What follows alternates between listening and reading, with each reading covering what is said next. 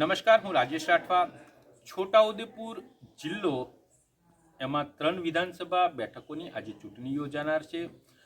તાનું બેઠકોનું આજે જે મતદાન છે, આ તાનું બેઠકો પૈકી એક જિલ્લાની આ 3 બેઠકો એવી બેઠકો છે કે 3 એસટી અનામત બેઠકો ઉપર આજે ચૂંટણી યોજાય છે. આ છોટાઉદેપુર જિલ્લાનું કેવડી જે બૂથ છે એ કેવડી બૂથને ગ્રીન બૂથ તરીકે તૈયાર કરવામાં આવ્યું છે.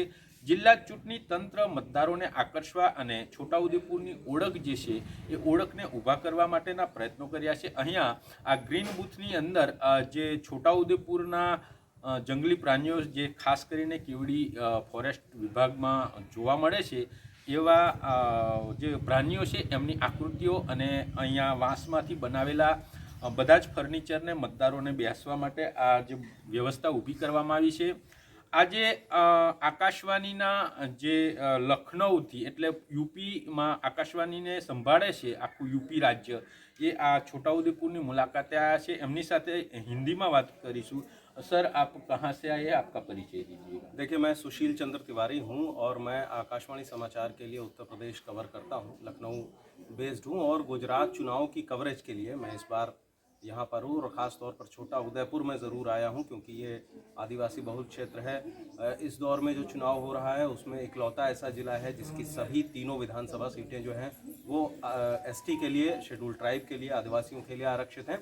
और यहाँ आकर के बहुत ही ज़बरदस्त अनुभव रहा. जिस प्रकार पूरे गुजरात में भी, बल्कि ख़ास तौर पर इस दौर में भी और पहले भी, जिस तरीके की शांतिपूर्ण तरीके से लोग मतदान करते हैं और पुलिस का जो रोल होता है वो कई बार सिर्फ सहयोगात्मक रहता है, उसकी सुरक्षा की आवश्यकता उतनी नहीं रहती. तो जो सेल्फ डिसिप्लिन या स्वयं में जो अनुशासित लोग और वोटर जो है वो एक बहुत बड़ा अंतर है जो हम दूसरे राज्यों में और विशेष तौर पर हम उत्तर प्रदेश की बात करें तो छिटपुट तौर पर कुछ घटनाएं भी होती हैं, लेकिन गुजरात में ऐसा देखने को बिल्कुल नहीं मिलता. लोग स्वयं में बहुत अनुशासित हैं, नियमों का पालन करते हैं और पूरे ही तौर तरीके के साथ नियम से पालन करते हुए वोट डालने के लिए आते हैं और शांतिपूर्वक मतदान करते हैं. तो ये बहुत बड़ी बात है और ख़ासतौर पर आदिवासी भी बहुत बढ़ चढ़ के मतदान कर रहे हैं.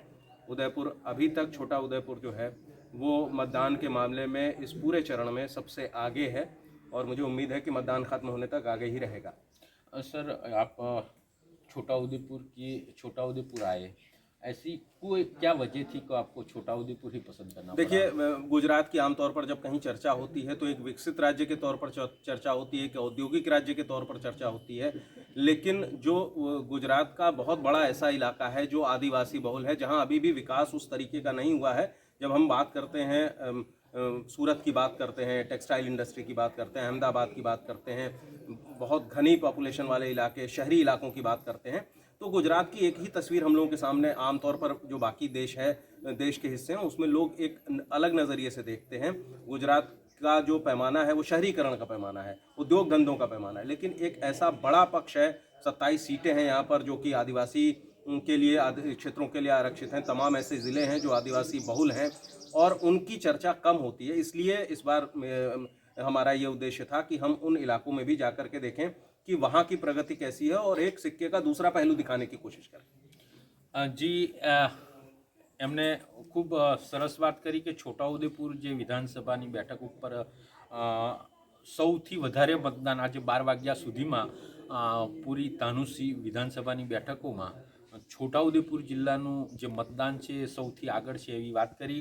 ત્યારે આ જે કેવડીનું ગ્રીન બૂથ છે, આ ગ્રીન બૂથ બનાવવા પાછળના ઉદ્દેશ્ય અને આ જે આખું પ્લાનિંગ કર્યું છે એવા આરએફઓ નિરંજનભાઈ સાથે વાત કરીશું. સર, આ જે ગ્રીન બૂથ છે ખૂબ સરસ એને બનાવવામાં આવ્યું છે, શા માટે આ ગ્રીન બૂથ બનાવવામાં આવ્યું? છોટાઉદેપુર જિલ્લામાં જે કેવડી આખું વિલેજ છે એ અમારું એક વન વિભાગ છોટા ઉદેપુર હેઠળ આવેલું છે અને લગભગ 90% વિસ્તાર જે છે જંગલ એરિયાથી આચ્છાદિત છે અને એમાં ખૂબ વન્ય પ્રાણીઓ રહે છે. રીંછ છે, દીપડાઓ છે, ઝરખ છે, બિલબુલ છે, બધા અલગ પ્રકારના વન્ય પ્રાણીઓ રહે છે અને વૃક્ષો પણ એ વિશાળ જોવા મળે છે. તો આનું એક રક્ષણ, સંરક્ષણ અને પર્યાવરણની જાળવણી થઈ શકે અને એનો ઉદ્દેશ બહાર જાય અને એના કારણે અમે આ કેવડી મુકામે ગ્રીન બૂથ ઊભું કરવામાં આવ્યું છે. અને અમારું જે ગ્રીન ઊભું કરવાનું ઉદ્દેશ્ય એ છે કે જે કેવડી વિસ્તારની અંદર જે ઉડતી ખિસકોલી જોવા મળે છે એક આકર્ષકનું કેન્દ્ર પણ છે. અહીંયા ઇકો ટુરિઝમ કેન્દ્ર પણ આવેલું છે અને એની અંદર ગામ લોકોને રોજગારી પણ મળી રહી છે અને અહીંયા કેવડી મુકામે વાંસ બનાવટની કારીગરી પણ હસ્તકલા જે કૌશલ્ય કેન્દ્ર ખોલવામાં આવેલું છે. આપ જોઈ રહ્યા છો એ પ્રમાણે આપણા જે સોફા જે બનાવવા વાંસમાંથી બનાવવામાં છે એ પણ એક રોજગારીનો એક તક ઊભું કરી શકીએ અને ગામ લોકોને રોજગારી આપીએ એ હેતુ અને પર્યાવરણની જાળવણી થાય, વન્ય પ્રાણીની જાળવણી થાય અને ખૂબ ઉત્સાહથી લોકો ગ્રામજનો મતદાન માટે આવી રહ્યા છે અને આ ગ્રીન બૂથ જોઈને આકર્ષણનું કેન્દ્ર બની રહ્યા છે અને મતદારો પણ ખૂબ ભારે ઉત્સાહથી મતદાન કરી રહ્યા છે. પ્રાકૃતિક સૌંદર્યની વચ્ચે ઘેરાયેલા કેવડી ગામમાં જે આદિવાસીઓ છે, આદિવાસીઓ વર્ષોથી આ જળ જંગલ અને જમીનને સાચવવાનું કામ કર્યા છે. અહીંના લોકો આ જે મતદાન મથક પર આવીને પોતાની ફરજ ના ભાગરૂપે મતદાન કરી રહ્યા છે. છોટાઉદેપુર જિલ્લાનું જે મતદાન છે એ સવારના 8 વાગ્યાથી જ લોકો શાંતિપૂર્ણ માહોલમાં પોતાની ફરજ સમજીને મતદાન કરવા આગળ આવી રહ્યા છે. કોઈ પણ પ્રકારના વાદ વિવાદ વગર 12 વાગ્યા સુધીમાં સદય અગ્રેસર 25% જેટલું મતદાન નોંધાઈ ગયું છે.